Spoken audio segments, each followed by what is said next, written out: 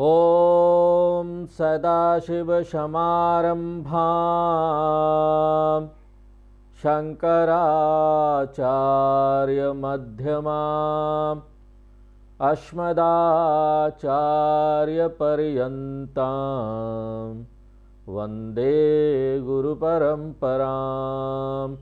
ॐ।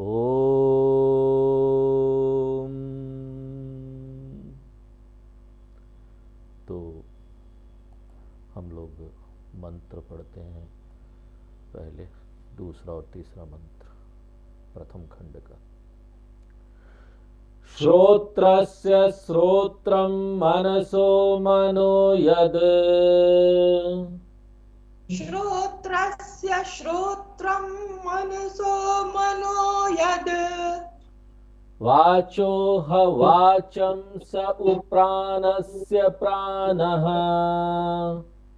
वाचो ह वाचं सौ प्राणस्य प्राणः, चक्षुषच्चक्षुरतिमुच्य धीराः, चक्षुषश्चक्षुरतिमुच्य धीराः, प्रेत्यास्माल्लोकादमृता भवन्ति, इत्यास्माल्लोकादमृता भवन्ति, न तत्र चक्षुर्गच्छति, तत्र चक्षुर्गच्छति, न वाग्गच्छति, गच्छति, नो मनः, मनः, न विद्मो न विजानीमः, मो न विजानीमः, यथैतद् अनुशिष्यात्, अनुशिष्यात्। तो उपनिषद की शुरुआत एक विद्यार्थी के प्रश्न से हुई, जिसके माध्यम से विद्यार्थी उस सिद्धांत को जानना चाहता था जिसके कारण हमारी सभी जड़ इंद्रियां प्रत्यक्ष रूप से संवेदनशील प्रतीत होती है, जिंदा प्रतीत होती है, चैतन्य प्रतीत होती है। और शिक्षक प्रश्न का उत्तर सीधे सीधे नहीं दे सकता था, इसलिए उसने इनडायरेक्ट रूप से इसका आंसर दिया। क्या आंसर दिया? यह आँख की आँख है, ये कान का कान है, ये मन का मन है, आदि आदि। और हमने देखा कि ऐसा बोलने का, इस तरह से प्रस्तुत करने का महत्व क्या है। जब आप कान का कान कहते हैं तो इसका मतलब है वो चेतना जो कान से अलग है, वो चेतना जो कान में व्याप्त है, और वो चेतना जिसके कारण कान कान है। यानी कान की जो कानियत है ना, वो चेतना की उपस्थिति के कारण होती है। और चूंकि चेतना उधार देकर कान को कान का दर्जा प्रदान करती है, इसलिए उसको कान की उपाधि दी गई। इसलिए जब आप कान का कान कहते हैं तो आपको तीन बातें याद रखनी चाहिए। नंबर एक, चेतना कान से अलग है। नंबर दो, चेतना पूरे कान में व्याप्त है। और नंबर तीन, केवल इसी के कारण कान को कान का दर्जा मिला हुआ है। और इसी तरह मन के मामले में है, आंख के मामले में भी है। अंतिम उत्तर वेरी वेरी शॉर्ट में हम ये बोल सकते हैं कि चेतना सिद्धांत ही आत्मा है। और जो शिक्षक है वो सीधे चेतना शब्द का उपयोग करना नहीं चाहते। क्यों? क्योंकि यदि शिक्षक चेतना शब्द का उपयोग करते हैं तो जो छात्र है उस चेतना को क्या करेगा? वस्तुगत रूप देने लगेगा। उसको लगेगा चेतना कोई वस्तु है, हम देख सकते हैं। यह पता लगाने के लिए कि वो चेतना कहाँ है, वो एक नई साधना शुरू कर देगा। या तो वो बाहर खोजेगा या अपने भीतर खोज शुरू करेगा। और यदि वो चेतना को बाहर या भीतर खोजता है ना, तो वो बुरी तरह से असफल होने वाला है। क्यों? क्योंकि देखिए, चेतना ना तो मेरे बाहर है ना ही मेरे भीतर है। ये स्वामी जी क्या बोल रहे हैं? आप सबको बोलते भीतर जाओ भीतर जाओ। बात देखिए ये है कि चेतना मैं खुद हूं। इसलिए शिक्षक को इनडायरेक्ट रूप से यह बताना पड़ रहा है कि वो जो सिद्धांत, चेतना सिद्धांत है, जो आप स्वयं हैं, आपके अलावा कुछ नहीं है, वही कान का कान। उपनिषद क्लास चल रहा है, आ जाइए आप भी। हरिओम।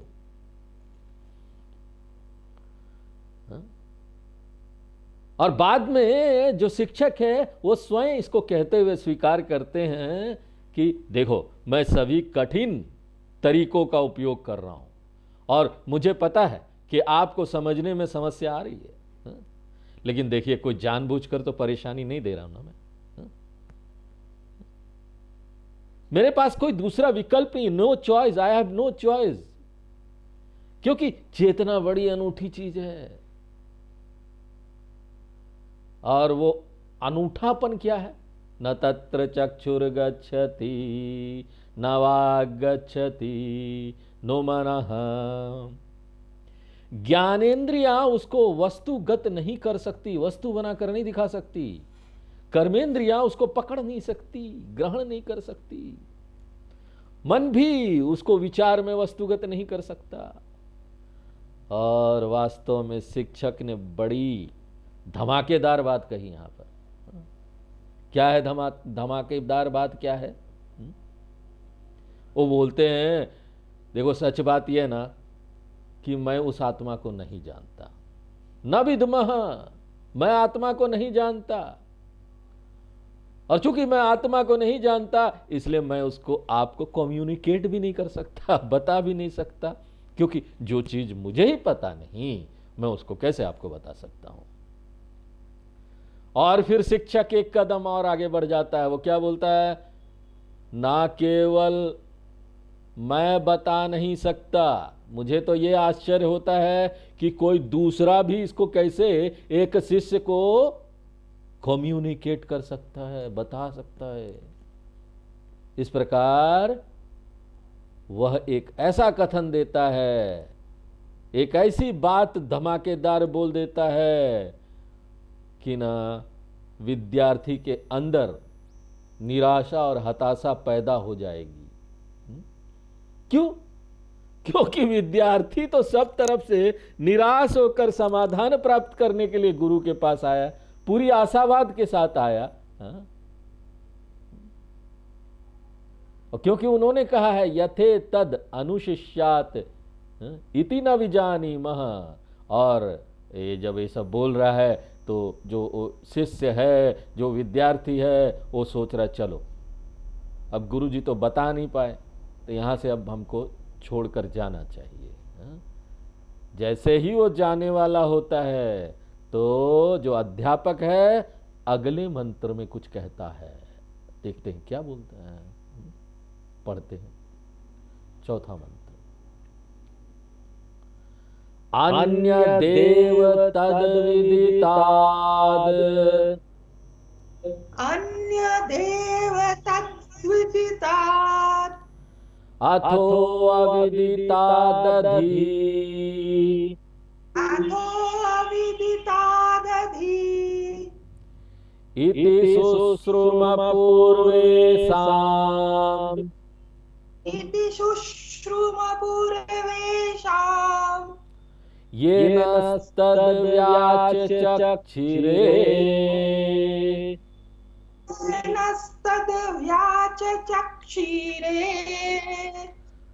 तो इससे पहले वाले मंत्र में गुरु ने बताया कि शब्दों से आत्मा की व्याख्या नहीं की जा सकती। ये क्या बात हुई? न वाग गच्छति। इसलिए मौखिक रूप से शब्दों से उसको कम्युनिकेट नहीं किया जा सकता। लेकिन फिर भी इन निराशा के बादलों के बीच एक उम्मीद की किरण है। क्यों? पढ़ाने का ना एक अनोखा तरीका है जिसके द्वारा अनकम्युनिकेबल चीज, जिसको बताया नहीं जा सकता, उसको भी बताया जा सकता है। और ये जो तरीका है वो मेरा तरीका नहीं है, ये पद्धति है, पद्धति, वो मेरा नहीं है। इसमें मेरा कोई कॉपीराइट नहीं है जिसमें मैं साइन कर दूं दिस इज माइन, कोई इसको यूज मत करो।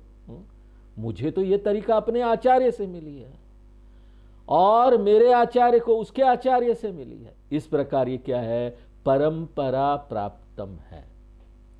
ये जो कम्युनिकेट करने का तरीका है पारंपरिक तरीका है, और इस पारंपरिक तरीका को हम क्या बोलते हैं? संप्रदाय। संप्रदाय का अर्थ है सौंपने की पद्धति। संप्रादीयते अनेना इति संप्रदाय। ज्ञान को छात्र को सौंपने की पद्धति।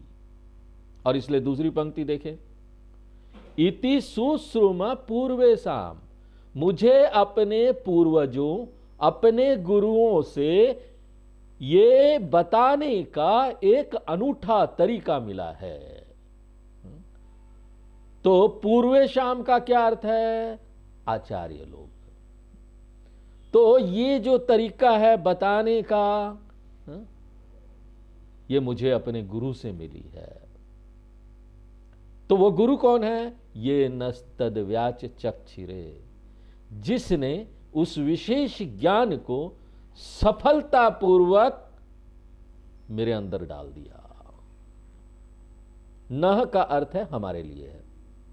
और विद्यार्थी कैसे कहता है कि मेरे गुरु ने इसको सफलतापूर्वक मुझे कम्युनिकेट कर दिया? क्योंकि विद्यार्थी को ज्ञान मिल गया और वही विद्यार्थी अब वर्तमान शिक्षक है। इसलिए गुरु एक विद्यार्थी के रूप में कहते हैं कि मुझे यह ज्ञान मिला जिसे अब मैं तुम्हारे ऊपर आजमा रहा हूं। यह काम करेगा या नहीं करेगा, यह तुम्हारे पुण्य और निश्चित रूप से मेरे पुण्य पर भी निर्भर करता है। इसलिए मैं आपको ये चीजें बताऊंगा, ये कथन बताऊंगा। और वो कथन क्या है? पहली पंक्ति देखिए, तद विदिताद अन्य देव अथो अविदिताद अधि। यह एक वेदांतिक शिक्षण प्रक्रिया है, पद्धति है। एक बहुत ही महत्वपूर्ण वाक्य है। केनो उपनिषद के प्रमुख वाक्यों में से एक वाक्य है ये। सचमुच में आगे का जितना मंत्र है ना, इसी एक वाक्य का विस्तार है। इसका क्या अर्थ है? आत्मा किसी भी ज्ञात वस्तु के अलावा कुछ है, जो परिभाषा का पहला भाग है। इसका मतलब क्या है? इसका मतलब बहुत बड़ा है। इसको सुनने के बाद, इस भाग को सुनने के बाद आपको ना क्या करना होगा? सृष्टि में जो कुछ भी आप जानते हैं उसको नकार देना होगा। क्योंकि आप जो कुछ भी जानते हो किसके अंतर्गत आता है? ज्ञात। और आत्मा ज्ञात से परे है। अगर मैं एक तारे को जानता हूं तो वो क्या है? ज्ञात है। सूर्य क्या है? ज्ञात है। पृथ्वी क्या है? ज्ञात है। वास्तव में संपूर्ण सृष्टि किसके अंतर्गत आती है? विदितम के अंतर्गत या ज्ञात के अंतर्गत। और शिक्षक कहते हैं कि सत्य ज्ञात के अलावा कुछ और है, परे। सत्य ज्ञात के अलावा कुछ और है। अब यहां पर संपूर्ण दुनिया को ही नकार दिया गया है। और वही नहीं, उस संपूर्ण दुनिया में ये हमारा शरीर भी उसके अंदर आता है, जो मुझे ज्ञात है।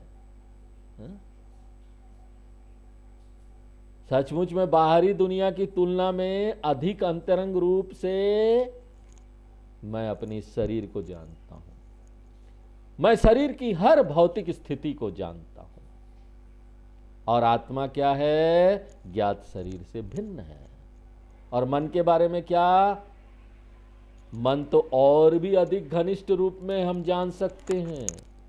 मैं मन की हर स्थिति को जानता हूं, इसलिए आत्मा ज्ञात मन से भिन्न है। तो संक्षेप में क्या हमने समझा कि आत्मा जितनी भी ज्ञात चीजें उससे भिन्न है। अब हमारा मन क्या करेगा? एक बार शिक्षक कहता है कि आत्मा ज्ञात से भिन्न है, तो हमारा मन क्या करेगा? दूसरी तरफ कूद जाएगा। इसको, इस तरह की सोच को क्या बोलते हैं? द्वंद्वात्मक सोच। यदि शिक्षक कहता है कि यह ज्ञात से भिन्न है, तो आपका निष्कर्ष क्या होगा? यदि आत्मा ज्ञात नहीं है तो किस श्रेणी में आना चाहिए? ज्ञात नहीं है तो उसको अज्ञात की श्रेणी में आना चाहिए। ऐसा हम सोचना शुरू करेंगे। ऐसा जैसे ही हम सोचना शुरू करते हैं, शिक्षक कहते अथो इसके अलावा अविदितादधि, अधि यानी अन्यत, इसके अलावा। अविदितम का क्या अर्थ है? अज्ञात। तो क्या हुआ? आत्मा अज्ञात से भी भिन्न है।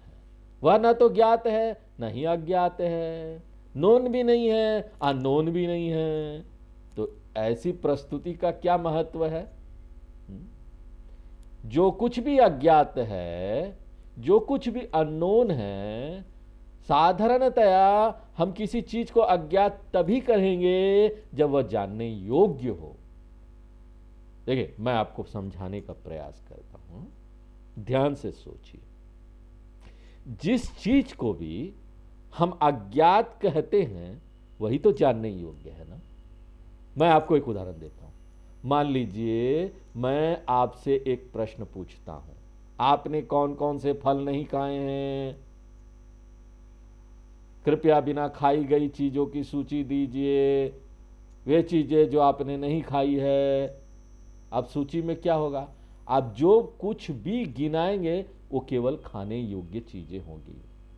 मान लीजिए मैं आपसे पूछूं कि आपने क्या क्या नहीं खाया है, तो आप क्या बोलेंगे? संगीत नहीं खाया। संगीत खाने वाली चीज है क्या? संगीत खाने वाली चीजों की सूची में नहीं आएगा। वो या क्यों नहीं आता? आप संगीत क्यों नहीं डालते? क्योंकि वो खाने योग्य नहीं है। इसलिए कुछ भी बिना खाया हुआ ही खाने योग्य होगा। मान लीजिए मैंने आपसे वो पूछा कि आपने क्या नहीं पढ़ा है, आप जो भी सूची देंगे वो क्या होगा? पढ़ने वाला होगा कि ये हमने नहीं पढ़ा। इसलिए केवल पठनीय वस्तु ही अपठनीय श्रेणी में आ सकती है। केवल खाने योग्य वस्तु ही बिना खाए श्रेणी में आ सकती है। इसी प्रकार अज्ञात क्या हुआ? जो केवल जानने योग्य है वही अज्ञात श्रेणी में आ सकता है। यह कहकर कि आत्मा अज्ञात नहीं है, शिक्षक कहते हैं कि वह जानने योग्य श्रेणी में बिल्कुल भी नहीं आती। यदि वो जानने योग्य श्रेणी में है तो आप कह सकते हैं कि अभी अज्ञात है, अभी मैं नहीं जानता हूं, आगे जान लूंगा। अरे वो आता ही नहीं जानने योग्य श्रेणी। नहीं, टाइम के साथ ना स्वामी जी धीरे धीरे ना एक्सपीरियंस करते हुए जान लेंगे। नहीं, वो अज्ञात की श्रेणी में भी नहीं आता, ज्ञात की श्रेणी में भी नहीं आएगा, अज्ञात की श्रेणी में भी नहीं आएगा। इसलिए आत्मा को अज्ञात से भिन्न कहने से शिक्षक कहते हैं कि आत्मा जानने योग्य भी नहीं है। ना तो वो ज्ञात है न जानने योग्य है। वह न तो ज्ञात है और ना ही भविष्य में जानने योग्य है। अब विद्यार्थी क्या निष्कर्ष निकालेगा? यदि वह न तो ज्ञात है और ना जानने योग्य है तो वो क्या होगा? विद्यार्थी केवल एक ही निष्कर्ष पर पहुंच सकता है। क्या निष्कर्ष? यदि वह न तो ज्ञात है न जानने योग्य है तो उसका अस्तित्व ही नहीं होना चाहिए। ये बात ठीक है ना? वो यही सोचेगा ना, अरे जो चीज ना ज्ञात है ना अज्ञात है तो मतलब है ही नहीं, उसका अस्तित्व ही नहीं है। क्योंकि केवल अस्तित्व हीन वस्तु ही न तो जानी जा सकती है न जानने योग्य है। इसलिए विद्यार्थी यह निष्कर्ष निकाल सकता है कि आत्मा का अस्तित्व नहीं है, पर वो ऐसा निष्कर्ष पर नहीं पहुंच पाता है। क्यों? गुरु ने पहले ही कह दिया है, एक आत्मा है जो है है, नहीं है ऐसा नहीं है। हाँ? श्रोत्रस्य श्रोत्रम मनसो मनो यद, और जिसे जानने से आपको मोक्ष मिलेगा। इसलिए हम जानते हैं कि यह विद्यमान है।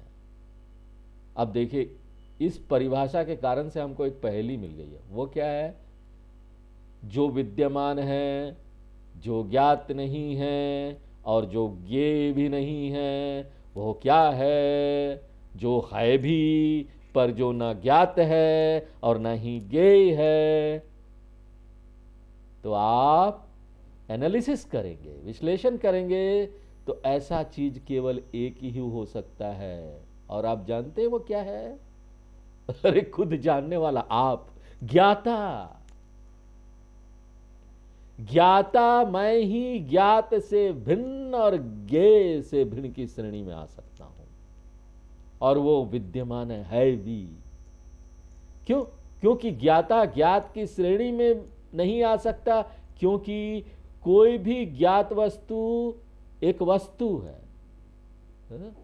जबकि ज्ञाता क्या है? ज्ञाता खुद वस्तु का जानने वाला, अनुभव करता है। इसलिए ज्ञाता सदैव ज्ञात की श्रेणी से भिन्न रहेगा, और ज्ञाता ज्ञेय की श्रेणी में भी नहीं आएगा। ज्ञाता ही एकमात्र ऐसी चीज है जो कभी वस्तु नहीं बन सकता। इसलिए आत्मा ज्ञाता सिद्धांत है, जो कभी भी अतीत, वर्तमान या भविष्य में ज्ञान की वस्तु नहीं है। और चूंकि आत्मा हमेशा ज्ञाता है, और यह न तो जाना जाता है और ना ही जानने योग्य है, आत्मा को जानने का प्रयास क्या होगा? बड़ी मिस्टेक होगी। आई एम डूइंग मिस्टेक, यह मूल गलती है। चूंकि यह न तो जाना जाता है और ना ही जानने योग्य है, इसलिए आत्मा को जानने का प्रयास ही एक गलती है, क्योंकि यह ज्ञान की वस्तु के अंतर्गत नहीं आता है। इस प्रकार इस परिभाषा के द्वारा शिक्षक ने बताया कि तत्वमसि, तुम ही वो हो, ये ब्रह्म, आप ज्ञाता सिद्धांत के अलावा और कुछ नहीं। और जानने वाले को, आत्मा को वस्तु बनाने की कोशिश क्यों नहीं करनी चाहिए? क्योंकि वो वस्तु हो ही नहीं सकता। आप खुद है ना, वस्तु को देखने वाला कोई तो होना चाहिए, अनुभव करने वाला कोई तो होना चाहिए। इसलिए अन्य देव तद विदिताद अथो अविदिताद अधि, यह कभी ज्ञान की वस्तु नहीं है, यह सदैव जानने वाला है। आगे के मंत्रों में विस्तार पूर्वक इसका वर्णन किया जाएगा। तो आगे का हम 5वां मंत्र पढ़ते हैं। यद वाचानभ्युदितम् यद् वाचानभ्युदितम्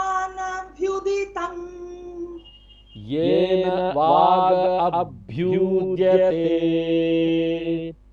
येन वाग् अभ्युद्यते तदेव ब्रह्म त्वं विद्धि।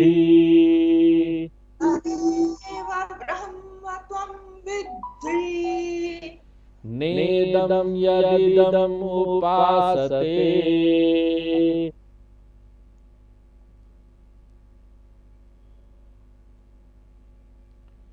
अब यहां परिभाषा की व्याख्या करते हैं। यह देखते हुए कि आत्मा कभी नहीं जाना जाता है और यह कभी जानने योग्य नहीं है। आप आत्मा को जानने का कभी प्रयास नहीं कर सकते। प्रयास ही एक गलती है। और क्या कारण है? क्योंकि आत्मा हमेशा जानने वाला सिद्धांत है। और संस्कृत में एक ज्ञाता को क्या कहा जाता है? प्रमाता। जानने वाले को प्रमाता कहा जाता है। प्रमा धातु संस्कृत में अर्थ है जानना। प्र के साथ म जुड़ जाता है, उसका ऐसा धातु जब बनता है, इसका अर्थ है जानना। प्रमाता का अर्थ है जानने वाला। और जिस उपकरण से विभिन्न चीजों को जाना जाता है, उन उपकरणों को क्या बोलते हैं? प्रमाणम। प्रमाता हो गया, प्रमाणम हो गया। तो आंखें क्या है? आंखों से हम जानते हैं, देखते हैं, तो प्रमाणम है। कान क्या है? प्रमाणम है। नाक क्या है? प्रमाणम है। जीभ क्या है? प्रमाणम है। और इंद्रियों की शक्ति को बढ़ाने के लिए यदि आप कुछ और इक्विपमेंट का यूज करेंगे, जैसे माइक्रोस्कोप है, टेलीस्कोप है, दूरबीन है, ऐसा उपयोग करेंगे तो वो भी किस में आएगा? प्रमाणम है। दूरबीन प्रमाण है। इस प्रकार प्रमाता प्रमाणम का उपयोग करता है और प्रमाणम का उपयोग करके वो विभिन्न चीजों को जानता है। और जिन चीजों को जानता है उसको क्या बोलेंगे? प्रमाता, प्रमाणम। और जिसको जानेगा उसको क्या बोलेंगे? प्रमेय। शब्द, स्पर्श, रूप, रस, गंध सब जानता है इन इंद्रियों से, ये प्रमेय है। हम स्पर्श महसूस करते हैं, स्पर्श प्रमेय है, शब्द प्रमेय है, रूप प्रमेय है, रस प्रमेय है, गंध प्रमेय है। वास्तव में हम जो कुछ भी खोजते हैं यहां पर दुनिया में, सब कुछ प्रमेय है। वैज्ञानिक जो खोज रहे हैं, परमाणु, एटम, सूक्ष्म जगत, आकाश गंगा, गैलेक्सी, तारे, स्थूल जगत, दुनिया, समुद्र के अंदर भीतर बाहर, जो भी खोजबीन करते हैं वो सभी किसके अंतर्गत आएंगे? प्रमेय। अब इस प्रमेय सूची में, जो कि एक बहुत बड़ी सूची है, क्योंकि हर चीज आप में से हर एक, जब मैं आपको देख रहा हूं तो आप प्रमेय हो जाएंगे। ये प्रमेय की सूची में आएगा, उसकी लिस्ट में आएगा। लेकिन एक चीज होगी जो कभी भी उस लिस्ट में नहीं आ सकता है। आप अंदाज लगा सकते हैं वो क्या है? वो क्या है जो प्रमेय सूची में कभी नहीं आएगा? चाहे जितनी भी शक्तिशाली प्रमाण का इक्विपमेंट का उपयोग आप कर लीजिए, प्रमाण कितना भी शक्तिशाली क्यों ना हो, एक चीज होगी जो कभी भी प्रमेय सूची में नहीं आएगी, और वो क्या है? प्रमाता, मैं खुद जो प्रमाण का उपयोग कर रहा है। यहां तक कि आप सबसे शक्तिशाली माइक्रोस्कोप को ले लीजिए, उसके माध्यम से भी मैं अपनी आंखों को नहीं देख सकता। क्योंकि आंखें तो देखती है ना, आप अपने आंखों को कैसे देखेंगे? वो दृष्टा वर्ग के अंतर्गत नहीं आती, जो प्रमाणों के इस तरफ है, जबकि प्रमेय क्या है? प्रमाण के उस तरफ है। इसलिए प्रमाता सदा प्रमाण के पीछे रहेगा, वह कभी प्रमाण के दूसरे तरफ नहीं आ पाएगा। जब वह प्रमाण के दूसरे तरफ में जाएगा तभी जाकर वो प्रमेय बनेगा ना, ज्ञान की वस्तु बनेगा ना। अब माइक्रोस्कोप को एक तरफ से देख रहे हैं, एक तरफ प्रमाता है जो देख रहा है उसको, दूसरी तरफ बैक्टीरिया है। आप अगर खुद चले जाएंगे उधर तो देखने वाला कौन होगा ही नहीं। इसलिए एक चीज कभी जानी नहीं जा सकती, वो है प्रमाता। आप उसको माइक्रोस्कोप के नीचे रखकर नहीं देख सकते। आप इसे, यही जो सिद्धांत है, अनुभव में भी डाल दीजिए। सारे अनुभव, कोई भी अनुभव करने वाली चीज की आप बात करते हैं, मैंने अनुभव किया, आई एक्सपीरियंस, उसमें भी तीन चीजें हैं। क्या है?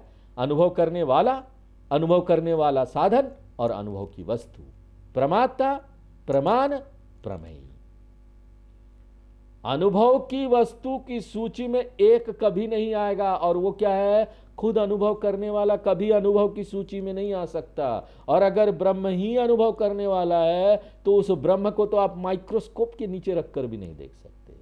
कैसे कर सकते उसका अनुभव? कल्पना कीजिए, कोई व्यक्ति 25 साल तक उपनिषद पढ़ता है और ध्यान में बैठकर ब्रह्म के अनुभव की प्रतीक्षा करता है। I am waiting for the experience of Brahman. क्या वो आएगा क्या कभी भी? नहीं स्वामी जी, मुझे ना, मैं भीतर तक चला गया था, अंदर तक ध्यान में मुझे लाइट का अनुभव हुआ, बड़ा लाइट आया, कोई मिस्टिक अनुभव हुआ, रहस्यमय अनुभव। भाई साहब, वो जो कुछ भी अनुभव करेगा ना, वो किस में आएगा? प्रमेय की सूची में आएगा, उसमें लिस्ट में आ जाएगा। हाँ? उसमें कभी प्रमाता अनुभव करने वाला नहीं होगा, इसलिए प्रमाता को कभी प्रमाण से नहीं जाना जा सकता। ठीक है, ये बात समझ में आ गई। अब दूसरा प्रश्न ये आएगा कि यदि प्रमाण से प्रमाता को कभी नहीं जाना जा सकता तो प्रमाता के अस्तित्व का प्रमाण क्या है? जो चीज जाना ही नहीं जा सकता, आप स्वामी जी कैसे बोल रहे हैं कि वो है? यदि प्रमाण से प्रमाता को कभी नहीं जाना जा सकता, यदि प्रमाता कभी प्रमेय नहीं बन सकता, तो प्रमाता के अस्तित्व का क्या प्रमाण है? तो हम क्या बोलेंगे बताएं? प्रत्येक प्रमेय प्रमाता का सबूत है। प्रत्येक ज्ञान जो आपको हो रहा है यहां पर, वो सबूत है कि ब्रह्म आप ही हैं। प्रत्येक प्रमेय का प्रत्येक ज्ञान केवल किसके कारण संभव है? प्रमाता के कारण। इसलिए प्रमाता कभी नहीं जाना जाता है, लेकिन फिर भी भले ही प्रमाता कभी नहीं जाना जाता है, सब कुछ प्रमाता की उपस्थिति के कारण ही जाना जाता है। इसलिए प्रत्येक वस्तु के ज्ञान में प्रमाता स्पष्ट है, क्लियर है। या ऐसा है जैसे मैंने आपको दूसरे दिन उदाहरण दिया था कि मैं अब अपनी आंखें नहीं देख रहा हूं। मैं अपनी आंखें नहीं देख रहा हूं क्योंकि मेरे सामने अब कोई दर्पण नहीं है। मैं अपनी आंखें नहीं देख रहा हूं। लेकिन मान लीजिए अचानक मुझे कुछ संदेह हो जाता है, मान लीजिए मुझे कोई संदेह हो रहा है, डाउट हो रहा है, तो मेरे लिए क्या बोलेंगे आप? भले ही मैं अपनी आंखें नहीं देखता, लेकिन हर जो एक्सपीरियंस हो रहा है वो प्रमाण है ना कि मेरी आंखें हैं, मैं देख पा रहा हूं, ये प्रमाण है कि मेरी आंखें। आंखों को देखने की जरूरत नहीं है? क्या आंखों को देखोगे? कैसे देखोगे? मैं देखो दर्पण की बात नहीं कर, दर्पण में आप आंख नहीं देखते, आंख का प्रतिबिंब देखते। एक्चुअल आंख देख सकते हैं आप? कभी कभी नहीं देख सकते। मुझे अपनी आंखों को सिद्ध करने के लिए, उसका सबूत लाने के लिए मेरी आंखें हैं, किसी खास बोध की आवश्यकता है क्या? कोई खास एक्सपीरियंस करना है क्या? हर बोध मेरी आंखों के लिए प्रमाण है। मुझे प्रमाता को जानने के लिए किसी खास अनुभव की आवश्यकता नहीं है। हर अनुभव प्रमाता का प्रमाण है। प्रमेय चेंजिंग है, बदलता रहता है, साधन बदलते रहते हैं, लेकिन बदलते प्रमेय में और उसकी माध्यम से, बदलते प्रमाणों में और उसकी माध्यम से एक चीज हमेशा स्पष्ट होती है। वो क्या है? प्रमाता की उपस्थिति। और इसलिए उपनिषद कहता है कि प्रमाता को नहीं जाना जा सकता, साथ ही प्रमाता को किसी खास अनुभव से जानने की जरूरत नहीं है। प्रमाता को नहीं जाना जा सकता, नंबर एक। नंबर दो, प्रमाता को किसी खास अनुभव से जानने की जरूरत नहीं है। क्यों? क्योंकि प्रमाता प्रत्यक्ष है, हर समय है। अहम अस्मि, अहम अस्मि। कौन सा अनुभव में? हर अनुभव में वो है। वह सदा स्पष्ट जानने वाला सिद्धांत, वह सदा स्पष्ट अनुभव करने वाला सिद्धांत आत्मा कहलाता है। दरअसल आत्मा हर चीज को साबित करने की कोशिश करता है, और जो हर चीज को साबित करने की कोशिश करता है उसे साबित करने की जरूरत नहीं होती। क्यों? क्योंकि सब कुछ सिद्ध करने का जो प्रयत्न है उसी में मौजूद है, उस प्रयत्न में। तो मैं प्रत्येक वस्तु को सिद्ध क्यों करूं? मैं हर बात को सिद्ध करने की कोशिश क्यों करूं? हर बात में मैं को सिद्ध करने की कोशिश क्यों करूं? इसलिए यहां शिक्षक कहते हैं कि प्रमाता को आंखों से नहीं जाना जाता, बल्कि आंखें स्वयं प्रमाता के कारण कार्य करती है। और इसी तरह प्रमाता को कानों से भी नहीं जाना जाता, लेकिन कान स्वयं प्रमाता के कारण कार्य करते हैं। इसी तरह प्रमाता को मन के माध्यम से भी अनुभव करने की आवश्यकता नहीं है, क्योंकि मन स्वयं प्रमाता के कारण अनुभव किया जाता है। इसलिए हमें आत्मा को जानने का कभी प्रयास नहीं करना चाहिए। संक्षेप में आत्म साक्षात्कार यानी क्या हुआ? आत्म साक्षात्कार यानी आत्म साक्षात्कार की इच्छा को छोड़ना है, इस ज्ञान के साथ कि आत्म साक्षात्कार की आवश्यकता नहीं है, क्योंकि आत्मा हमेशा प्रत्यक्ष है। आत्म साक्षात्कार यानी आत्मा साक्षात्कार की इच्छा को छोड़ना है, इस ज्ञान के साथ कि आत्म साक्षात्कार की आवश्यकता नहीं है, क्योंकि आत्मा हमेशा प्रत्यक्ष है। यही यहां कहा जाने वाला है। अब मंत्र की तरफ देखें। यद वाचा न अभ्युदितम, आत्मा कभी भी वाक प्रमाण शब्द प्रमाण से वस्तुगत नहीं होती। यदि शब्द प्रमाण से वस्तुगत होती तो आत्मा क्या बन जाती? वो ज्ञात वस्तु बन जाती, वो प्रमेय बन जाती। इसलिए वह कभी भी वाक प्रमाण प्रमेय नहीं होती, वाक प्रमाण का प्रमेय नहीं होती। दूसरी ओर येन वाग अभ्युद्यते, उस आत्मा के कारण ही वाग इंद्रिय सब कुछ कर पाती है।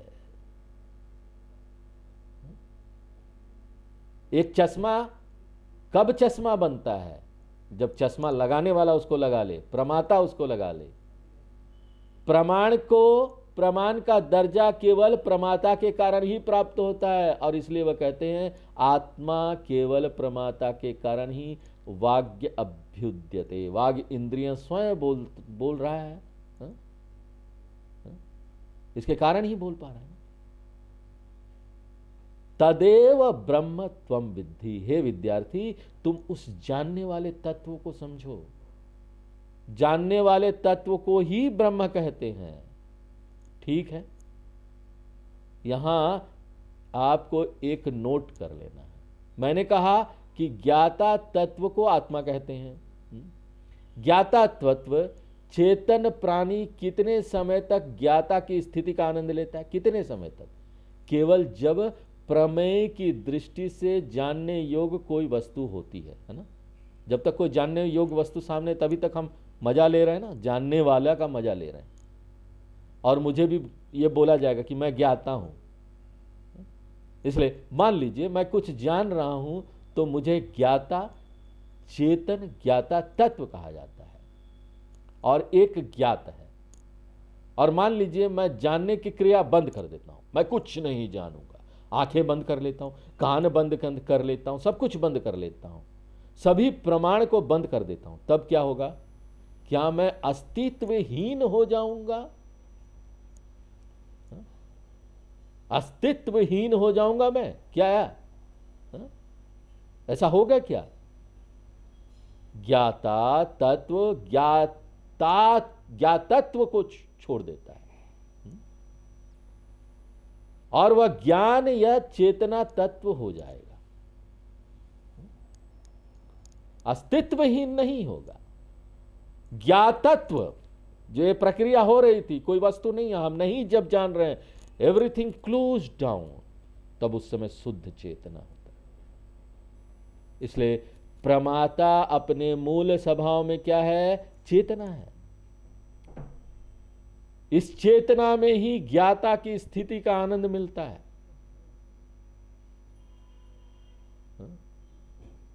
कोई वस्तु सामने है तो हमको ज्ञाता का आनंद मिल रहा है।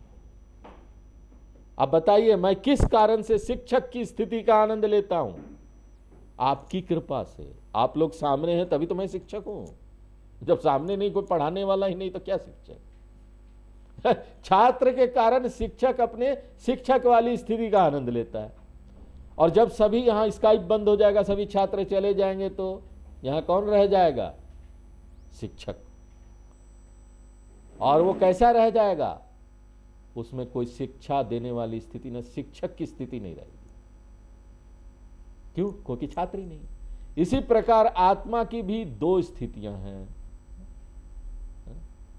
इसकी अंतर्निहित स्थिति को चेतना कहते हैं, और इसकी जो टेम्पररी स्थिति होती है, जानने वाला जो स्थिति होती है, उसको प्रमाता कहते हैं। तो इसलिए आत्मा क्या है? आत्मा स्वयं चेतना है, और वही व्यवहार के समय ज्ञाता की स्थिति का आनंद लेती है। इसलिए जागृत अवस्था में मैं ज्ञाता हूं, स्वप्न अवस्था में मैं ज्ञाता हूं, लेकिन सुषुप्ति गहरी निंद्रा में क्या हूं? कोई ज्ञाता नहीं। देखो, हमको एक यहां पर उदाहरण भी भगवान ने दे दिया, रोज का एक्सपीरियंस है ये।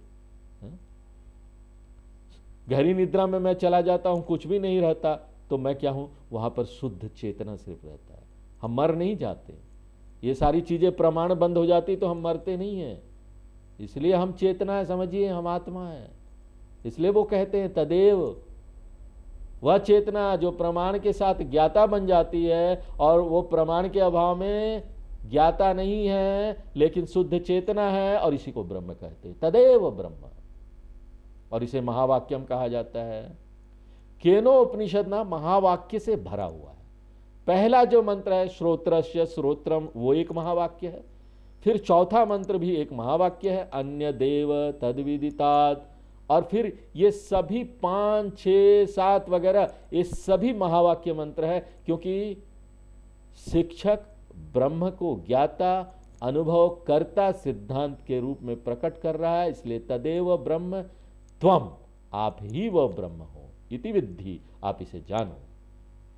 नहीं स्वामी जी, तो फिर भगवान का क्या, जिसकी मैं हमेशा पूजा करता रहता हूं? मैं शिव भक्त हूं, मैं कृष्ण भक्त हूं, मैं राम भक्त हूं। तो क्या आप ये बोलना चाहते हैं ये कोई लोग यहां नहीं है? कृष्ण भी नहीं है, राम भी नहीं है, क्या है? तो फिर हम सवाल पूछते हैं, कृष्ण या राम या शिव से आपका क्या मतलब है? क्या आपका मतलब उस कृष्ण से है जिसका आप अनुभव कर रहे हो, सामने देख रहे हो, या आपका मतलब उस कृष्ण से है जो आपके भीतर बैठा है? उस भीतर बैठे हुए कृष्ण से है कि बाहर एक मूर्ति वाले कृष्ण से है? भीतर की चेतना से है? कृष्ण से आपका क्या मतलब है? अगर कृष्ण को आप सामने देख रहे हैं, भगवान को आप सामने देख रहे हैं, तो कृष्ण विदितम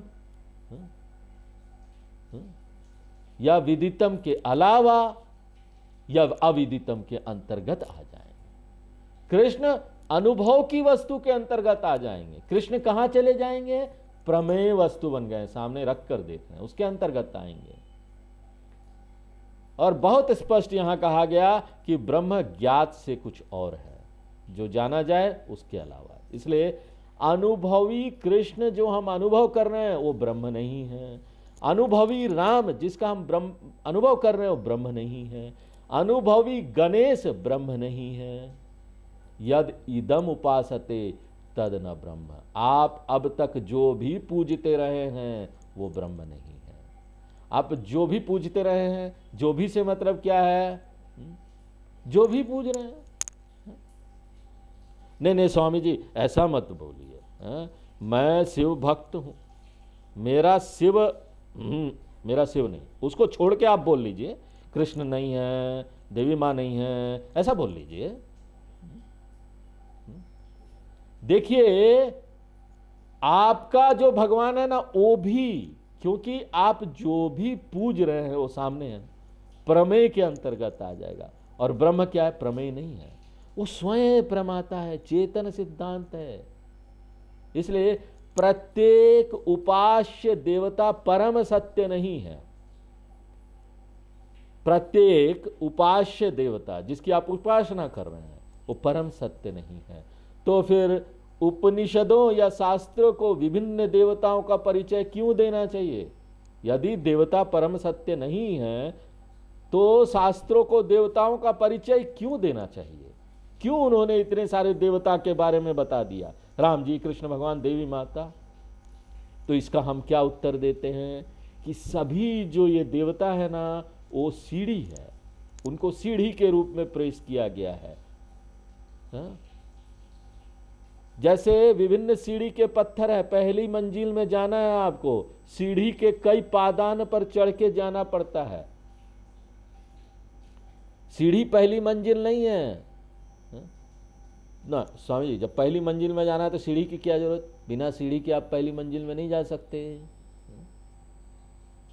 इसी तरह हम जिस भी देवता की पूजा करते हैं वो क्या है? मिथ्या है। इसी प्रकार राम तभी सत्य होंगे जिस दिन आप जानेंगे कि राम मुझसे भिन्न नहीं है। इसी प्रकार कोई भी देवता, तो इस प्रकार शुरू जब आप करते हैं अपनी आध्यात्मिक अवस्था यात्रा शुरू करते हैं, उस अवस्था में कृष्ण ज्ञान के वस्तु हैं। लेकिन अंतिम अवस्था में क्या हो जाना चाहिए? धीरे धीरे सीढ़ी पर आगे चढ़ते हुए क्या हो जाना चाहिए? कृष्ण स्वयं जानने वाला है।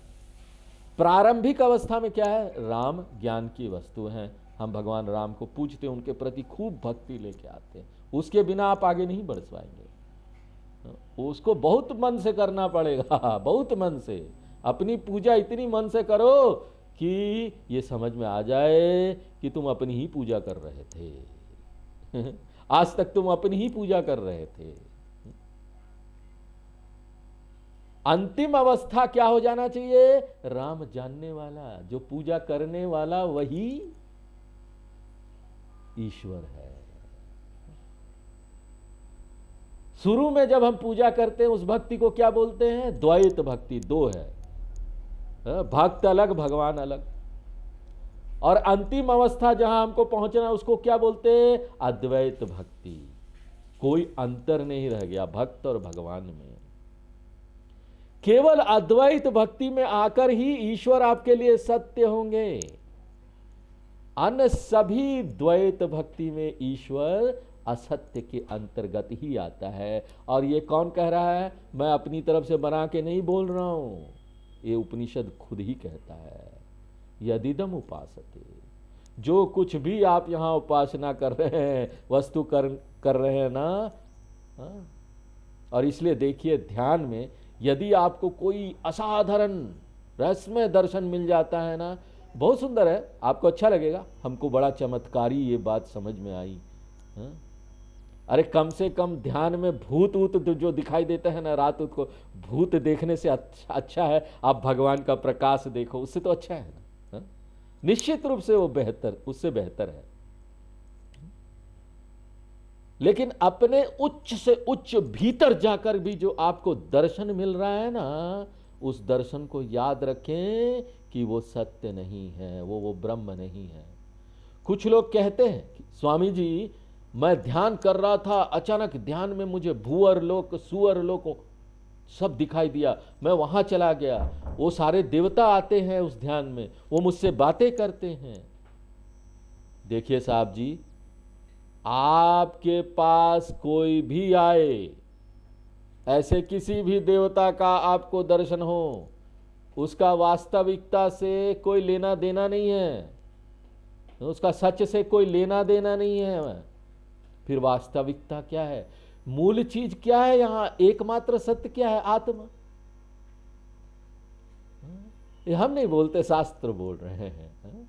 और मैं आत्मा को कब देखूंगा? मुझे बताओ, मैं कब देखूंगा? अरे ये प्रश्न ही मत पूछो कि मैं आत्मा को कब देखूंगा। सौभाग्य बोल लीजिए, दुर्भाग्य बोल लीजिए, आप ही वो आत्मा है। तो देखने का क्या है? अपने आप को कब देखूंगा पूछ रहे हैं। छठा मंत्र पढ़ते हैं हम लोग।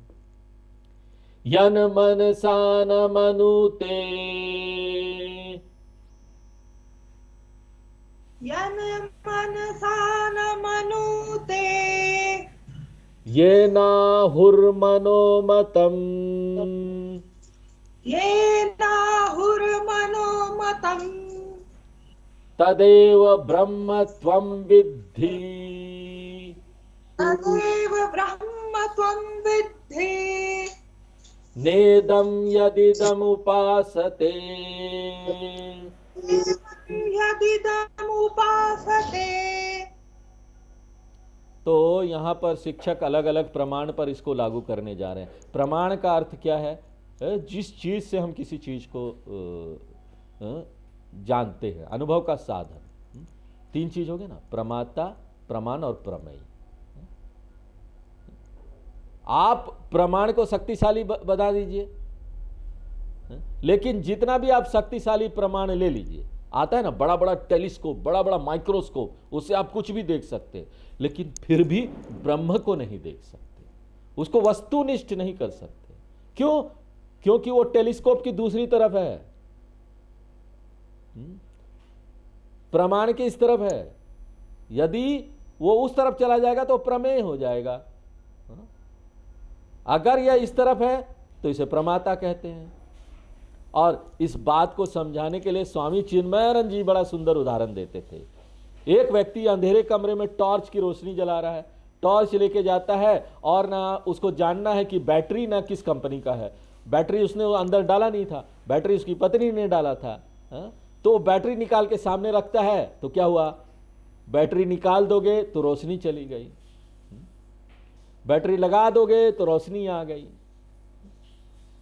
तो जो बैटरी प्रकाश के इस तरफ है वो कभी दूसरी तरफ नहीं हो सकती।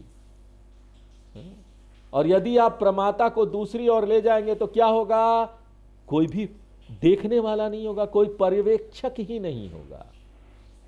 इसलिए आप स्वयं को कभी भी वस्तुनिष्ठ नहीं बना सकते। इसलिए यन मनसा न मनुते, तो ब्रह्म वह है जिसे मन कभी वस्तुनिष्ठ नहीं बना सकता। और साथ ही येन मनः मतम आहु, येना हुर्मनोमतम, ब्रह्म या आत्मा के कारण मन एक साधन है। तो मन जीवंत मन है जो दूसरों को जानने में सक्षम है, जिससे मन जाना जाता है। दूसरी पंक्ति में दोहराया गया, तदेव ब्रह्म त्वम विद्धि, वह ज्ञाता सिद्धांत व चेतना सिद्धांत ही ब्रह्म है। न इदम यदिदम उपासते, वह ज्ञान की वस्तु नहीं है। अब हम 7, 8 और 9वां मंत्र एक साथ पढ़ते हैं। यच्चक्षुषा न पश्यति, यच्चक्षुषा न पश्यति, येन चक्षुगुंसि पश्यति, येन चक्षुगुंसि पश्यति, तदेव ब्रह्म त्वं विद्धि, तदेव ब्रह्म त्वं विद्धि, नेदं यदिदम् उपासते, इदं यदिदम् उपासते, यत् श्रोत्रेण न शृणोति, श्रोत्रेण न शृणोति, येन श्रोत्रमिदं श्रुतम्, येन श्रोत्रमिदं श्रुतम्, तदेव ब्रह्म त्वं विद्धि, तदेव ब्रह्म त्वं विद्धि, नेदं यदिदम् उपासते, यदिदम् उपासते, यत् प्राणेन न प्राणिति, प्राणेन प्राणिते, येन प्राण प्रणीयते, येन प्राणः प्रणीयते, तदेव ब्रह्म त्वं विद्धि, तदेव ब्रह्म त्वं विद्धि, नेदं यदिदम् उपासते। समुपासते। तो ये सभी मंत्र एक जैसे मंत्र है। यहाँ पर शिक्षक 3 और उपकरण लेता है। यत् चक्षुषा, चक्षु का अर्थ है आंखें। यत् श्रोत्रेण, श्रोत्र का अर्थ है कान। यत् प्राणेन, शंकराचार्य जी ने अपने भाष्य में प्राण शब्द को घ्राणेन्द्रियों के रूप में लिया है, सूंघने वाला अंग।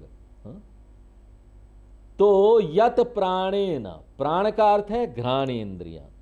इस प्रकार 3 ज्ञानेन्द्रिय ली गई है, चक्षु इंद्रिय, श्रोत्र इंद्रिय और घ्राण इंद्रिय। प्राण का अर्थ है घ्राण, प्राण। सभी इंद्रियों के माध्यम से आत्मा कभी भी प्रमेय नहीं बन सकती। इसलिए जब आप ना ललिता सहस्त्र नाम स्तोत्र पढ़ेंगे ना, तो उसमें देवी माँ का एक नाम आता है, क्या? अप्रमेय। तो ललिता माता कैसे हैं? अप्रमेय। अरे आपने अप्रमेय बोल दिया और उनका रूप भी है, एक ऐसे। यदि उसके पास एक विशेष रूप है, देवी माँ ऐसे रूप वाले हैं, उनके अच्छे वस्त्र हैं, उनके आभूषण ऐसे हैं, तो ये सारे किस सूची में आ जाएगा? प्रमेय, हम जान सकते हैं, देख सकते हैं। हाँ? लेकिन चूंकि यहां ललिता माता को अप्रमेय बोला जा रहा है, हाँ? तो इसका क्या अर्थ हुआ, हम कल्पना भी नहीं कर सकते।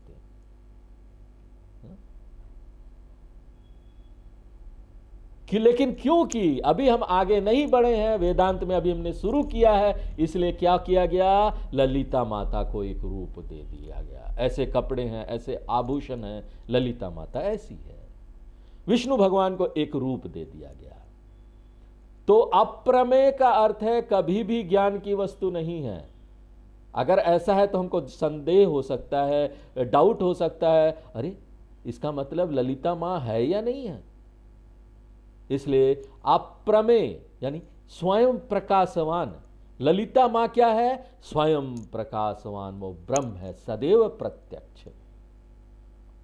और कुछ लोग यही गलती करते हैं, चूंकि मन वस्तुनिष्ठ नहीं कर सकता, इंद्रिय वस्तुनिष्ठ नहीं कर सकती, तो वे कहते हैं आपको मन और इंद्रियों के सभी कार्यों को रोक देना चाहिए, और जब आप सभी इंद्रियों को, धारणा को, विचार को रोक लेंगे टेम्पररी रूप से और निर्विकल्प समाधि में बैठ जाएंगे, तब वो बोलते हैं ना आत्मा तब प्रकट हो जाएगी। क्योंकि यहां पर ग्रंथ कहता है कि मन वस्तुनिष्ठ नहीं कर सकता, वो मन से परे है, वो इंद्रियों से परे है। इसलिए हम जो गलती करेंगे वो क्या है, चूंकि मन और इंद्रियों से परे है, हम उन्हें स्थगित करने के बाद आत्मज्ञान प्राप्त करने की आशा करेंगे कि हमको निर्विकल्प समाधि में आत्मज्ञान हो जाएगा। लेकिन आपको याद रखना चाहिए, स्वयं प्रकाश का अर्थ क्या है, वो हर समय यहां पर है, प्रत्यक्ष है। प्रमाता कब प्रत्यक्ष होता है, चेतना कब प्रत्यक्ष होती है। मैं जो बोल रहा हूं आप इस ध्वनि के प्रति सचेत है, इसका मतलब है चेतना हर पल स्पष्ट है। इसलिए आत्म साक्षात्कार के लिए समाधि में जाना एक गलत धारणा है। उपनिषद कहते हैं कि आत्मा हर समय स्पष्ट है, जागृत अवस्था में भी स्पष्ट है, स्वप्न अवस्था में भी स्पष्ट है, सुषुप्ति अवस्था में भी स्पष्ट है, और अगर कोई चौथी अवस्था है तूर्य समाधि, तो उसमें भी चेतना स्पष्ट है।